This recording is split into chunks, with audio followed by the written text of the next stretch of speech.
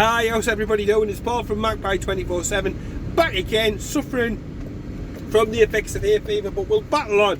We'll battle on bravely with another view from the van. I hope everybody's okay. I certainly am, because I just booked for another fucking week off to Bulgaria. I've only been back a couple of weeks, but fuck it. There's no football on at the weekend, so I need something to look forward to for all the graphs. So why bloody not? Why bloody not? So looking forward to getting back out over there. Lovely place, and cheap drinks as well, so winner and all that sort of thing. In the land of Newcastle United, lots of speculation, agent talks, people in the know trying to wind up merchants and all that sort of thing. But look, you've got to just remind yourself and pinch yourself sometimes, and just remember that 12 months ago there was no in the knows, there was no nothings, because basically we had the owner who was as tight as a duck's arse, looking after things and looking after the purse strings. We had Lee Charney, who's so absolutely fucking useless. He wears slip-on bastard shoes because he can't tie his own fucking laces. The man was inept. So fast forward 12 months, and after an exciting end of the season, after Newcastle staying up comfortably, you know, we are fighting. We are fighting for names, we are fighting for players, with some big heavy hitters, European pedigree teams currently in Europe. We're fighting against those sorts of teams, so it is going to be a lot more difficult to get the marquee names that we're after through the door. But with patience, as our owners have asked for, they asked for it at the beginning, they've reaffirmed the fact that look, patience is the virtue, things are coming, good things to those who wait and all that. So with that level of patience, we are still being linked with the likes of your Sven Botmans, Hugo Ekitike or Ekiteke, I've heard it pronounced a couple of different ways. Those are clearly our main targets to be able to get in and bring through the door, and we're hoping that with players, like I say, coming back from all over the globe, that the next week or two surely has to be make or break for these deals. And I'm still pretty confident. I'm not in the know, nothing like that. My personal feeling is that we're still likely to get both. AC Milan have got a £40-50 million budget for the summer season.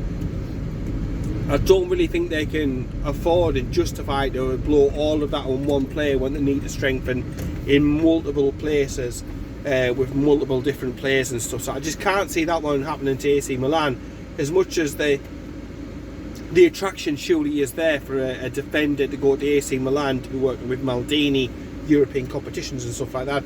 It's an attractive proposition at the end of the day.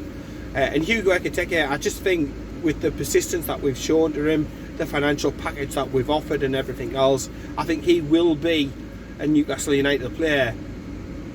And again, speculation coming out that he's wanting certain guarantees about playing time this season and how it's going to go, how his development's going to go, and that's fair enough. At the end of the day, it's his career, it's a short career as a footballer. He wants to make a name for himself. He's highly regarded. There is all sorts of clubs around the world keeping an eye on him, so you're going to have to make these promises. It's going to be difficult, it's going to be meticulous, but with Dan Ashworth there, with the rest of the team, with the owners fully behind them and supporting financially, I've no doubt about it. I seriously think we'll do both of those deals, and that will strengthen us, immensely. Other deals are getting talked about. There's also signings for the under-23s. I think Charlie McCarthy is the latest name to be linked. Now, this lad, he's highly thought of, highly regarded, breaking his way through into the Scotland reckoning down at the levels. Captain for his age, his age range and stuff like that. And it's nice to see that the owners aren't just looking short term. They don't just want short term fixes, they are looking long term as well. And there is an overhaul of the reserves, the youth setup at Newcastle United, which has been long overdue.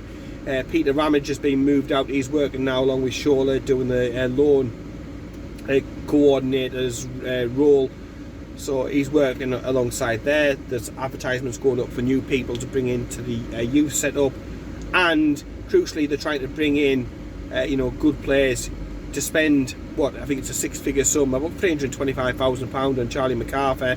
There are others that have already came in. Shows it's a signal of intent to make sure that everybody in the youth teams and the reserve teams are playing in the same way, the same style, and there is a definite avenue from the youth team to the reserve team to the first team to get that conveyor belt going to save the club money ultimately longer term in the future. So it's good. His agent was in Newcastle last Thursday. According to the Chronicle today, that's all done, dusted. That'll be getting announced really, really shortly. But it's obviously the first team that everybody's getting a little bit I don't think stressed about, but just a little bit. Like I say, there's no Newcastle game on a weekend or midweek to focus to, so all the attention's going on this at the moment. So people are getting a little bit, what's happening, or should we just bin it and move on? I just don't think this new meticulous Newcastle United that it is going to be like that.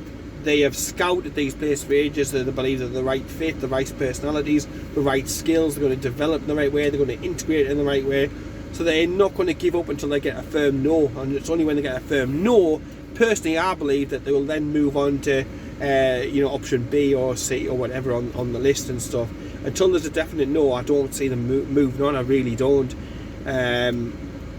I think most of the deals, they're probably 80-90% done. It's just the final little bit. And when players are away on holiday, and you need, hey, don't we all? But when players are away on holiday, they'll probably want to switch off and stuff. But when they come back, you've got to think that you're going to want to get settled in at your new club. You don't want to be behind the ball with regards to fitness or anything else like that. So you would think that deals would come off pretty quickly once folk had returned from holiday. So that's my personal opinion on it. So I think there will be movement shortly. I think both of those players will come in. I think the youth players that we've been linked with are most likely as well come in. So it's exciting times, not only for the first team but also for the reserves. And then as well as Dean Ashworth gets his feet more under the desk at St James's Park, he'll be turning his attention to all the other aspects of his job and overarching his job with regards to the women's team and everything else. So yeah, it's happy days, it's exciting, but I think we're all ready for the season to start again. It should have been a World Cup, yeah, there would have been football on. I think the tensions and everything else would have been just taken down a little bit, a notch or two from where they are at the moment. But those players linked. Speaking of other players linked, speculation or mania running wild across social media. Calvert-Lewin, who I personally think would be decent. I really do. When you look at some of the other options, but for the figures quoted, it's just boggling. And the thing that's sort of, I look at some of the stuff as quite funny, that we would say, you've only got a 50 million pound budget this summer, and then the link in like Calvert-Lewin and stuff like that, like for 50-60 million pound, and you're like, what you're saying is contradictory. They don't go together. And then you're putting in the figures for Sven Botman and Hugo and the likes of that. They just haven't got an absolute clue, and it just seems as well, since Dan Ashworth has come in, that the leaks of bits and bobs of news coming out of the club has dried up just that little bit more to the journalists and stuff. So yeah, it does. It makes a void for speculation. But yeah, the new season can't come soon enough, and it won't be too long. I can't imagine it being too much longer, because it makes no sense. And with how meticulous that the gaffer is and stuff as well, Eddie Howe, we've witnessed that since he came in. He will want the players, or the bulk of his business, done early doors. There's still lots of speculation about players going out, the likes of Carl Darlow being linked to Middlesbrough again today. Dwight Gale, poor bastard, been linked with West Brom and Steve Bruce, but he's been linked with a few others and stuff as well. We're rumoured to be in conversations with Middlesbrough also. We've had a nice little cash windfall off, I think it was Spurs. They sold a player to Spurs, so they've got a nice little pot of money. They are looking to obviously try and put together a squad to get out of the Championship. So yeah, there's players being linked left, right and centre. The deal for Woodman is supposedly done, and that will get completed sometime during the next week or so. Again, people, journalists from around the Preston area, journalists from up here as well, all suggesting that. So yeah, all of a sudden I think when one deal gets done, you'll see just an explosion of other deals, and there'll be lots of frantic activities that look to try and get things sorted and secured early doors. There'll be more information coming out with regards to some more friendlies and everything.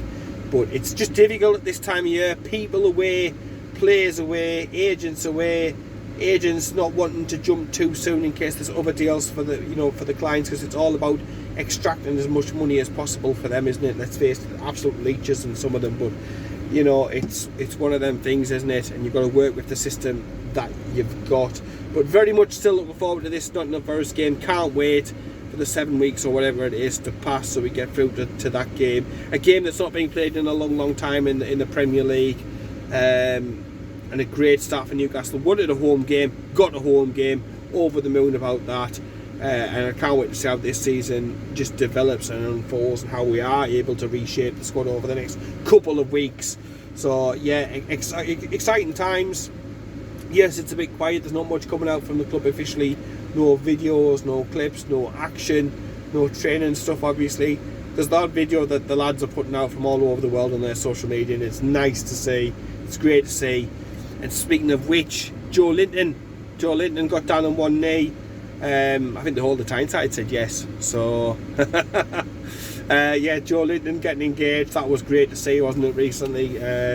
So yeah, congrats to Joe Linton. I mean, what a turnaround that lad's had. An absolute whirlwind of a time since he's dropped into midfield. Absolute mint, absolutely fucking class. So yeah, we roll on. We've still got the one signing officially through the door, 12 million plus the 3 million that we paid for the loan fee for Target to be brought back in, and then we'll see how things go over the next couple of days into the next week or so. It could get a lot more exciting, a lot more movement in and out of St James's Park. Yeah, definitely. So yeah, in the meantime, do me a great favour, click like on the video if you like it. Hopefully you do. Thumbs up, subscribe to the channel, because it really does help us out. As I touched upon in the last video as well, we're trying to push the channel on. During the season when we're playing a few videos per week. We don't try and absolutely just saturate the channel for the sake of saturating the channel with video content. Just try to keep things as regular and smooth and spot on as possible. Any suggestions about videos or anything else like that down below, thumbs up, subscribe, take care, keep it tuned, and I better get back to work, and I'll speak to you later.